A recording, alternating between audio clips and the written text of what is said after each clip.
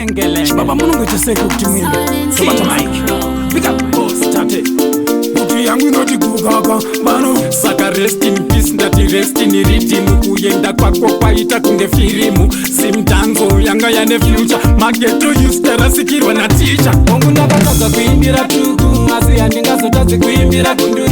Matisiya nechironda maguruvani Tiri mulo kutauni pamangoro vatamu Chero ndakataza kuimbira tuku Asi handingazotazi kuimbira kunduru Matisiya nechironda maguruvani Tiri mulo kutauni pamangoro vatamu Hatingazoshori kutonga kwa jaja Kwedu kumangoma matitorera musoja Angarile ndiloti kwete kutironja Vakavanda vachifunga kuti ndezvefonja Vatichina fupa and gathering Mativonesa fuhora and slaughtering Ndaidona naye mwana masembeni Mangoma ake takaterera kubva tambeni Mungu ndakataza kuimbira tuku Asi handingazotazi kuimbira kunduru Matisiya nechironda maguruvani Tiri mulo kutauni pamangoro vatamu Chero ndakataza kuimbira tuku Asi handingazotazi kuimbira kunduru Matisiya nechironda maguruvani Tiri mulo kutauni pamangoro vatamu Nasi ndaziona kuti pasi ari kute Baba vangu vakatora pati ya ufute Yesu chaiye akapuwa suna Tisinei kuti aima mutuwa Mari vanoziva zvaimuremera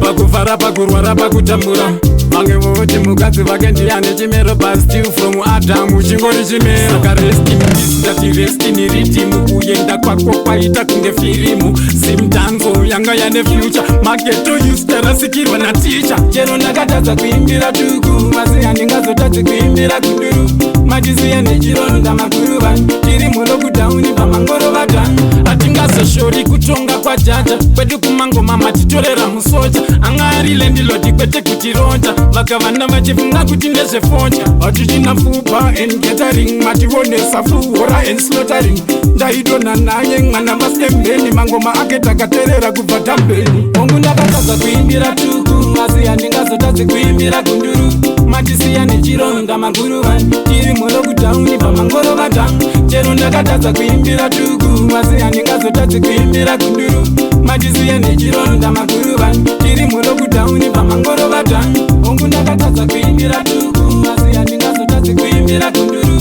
Matisiya nechironda maguruvani Tiri mulo kutauni pamangoro vatamu Mari vanoziva zvaimuremera Pakufara pakurwara pakutambura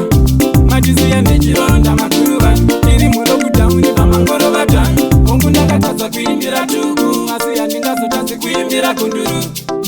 Nechironda maguruvani Yankering Yo boss puro udzamisa watisungire aitau Junior Spraga fambira nyaya dzacho dzobva dzangoti gaga chero kuna boss gaga yo jacha udati kusiye uchienda wild